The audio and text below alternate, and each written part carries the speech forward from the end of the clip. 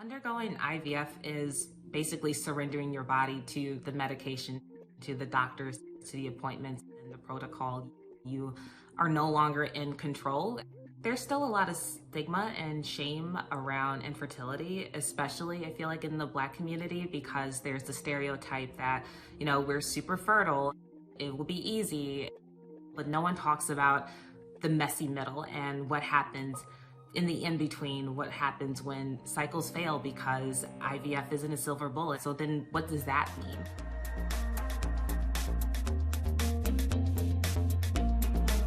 I've always had a plan. We got married when I was 27 and decided that we would start trying to start our family when I turned 30. 2 months went by, 4 months went by, 6 months went by. I was diagnosed with infertility due to blocked fallopian tubes. The doctor told me that IVF would be our best chance of conceiving. Afterward, I was sitting at my kitchen counter stunned because this is not how I planned for our family.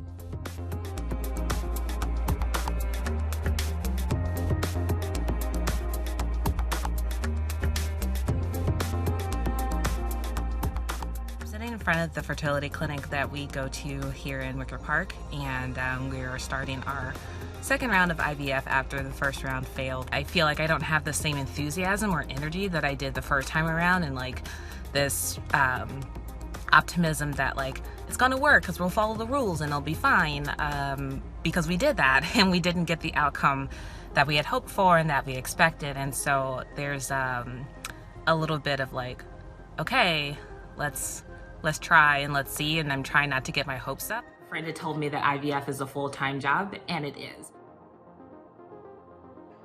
And looking forward to talking to Dr. Meggie more about what infertility is like and the effect that it has on your body. Hi, L'Oreal, how are you? I'm good, Dr. Meggie, how are you? So I was reading a little bit about your story, and it seems like you've been through so much. We started our journey trying to conceive naturally in the fall of 2018, and by the summer of 2019 realized that something was wrong and was diagnosed with infertility due to blocked fallopian tubes. We started IVF at the beginning of 2020 and so far have undergone 4 cycles that were unsuccessful, and currently are taking a break but not giving up hope. I think as more people understand that infertility is a disease and that diseases affect populations of people, infertility doesn't care what your race is, what your socioeconomic status is, even depending on what age you are. I see patients in their 20s up to patients in their 40s.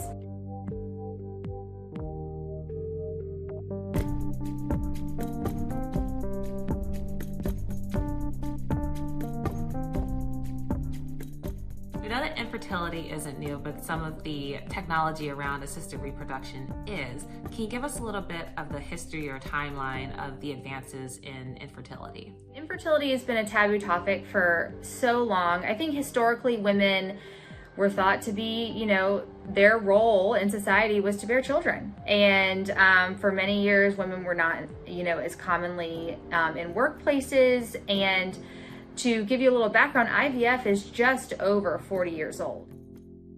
The first baby, Louise Brown, was born just over 40 years ago. So a lot of this is new. I think that women most of the time think it's something they're doing wrong or something that they should have done this earlier. They should have not waited. And there's a lot of blame that people place on themselves. And something I feel ashamed talking about too is the jealousy that is involved in infertility, seeing your friends and coworkers, they're like, I wasn't even trying and we just got pregnant, and I'm like, good for you. Mute. The biggest piece of advice that I give to my friends is remembering that there's many paths to parenthood. And while we all dream of having our own biologically related children, And that is achievable for many, many people. Just realizing that there's so many, there's different avenues that are open to us. I think the other thing is really just making sure that you feel comfortable with your doctor, with the clinic that you're going to. You're going to be spending a lot of time with this person. So feeling like that you can share openly with them, that you have a nice dialogue of conversation of how, of what's happening with your treatment and what your goals are, I think is really important.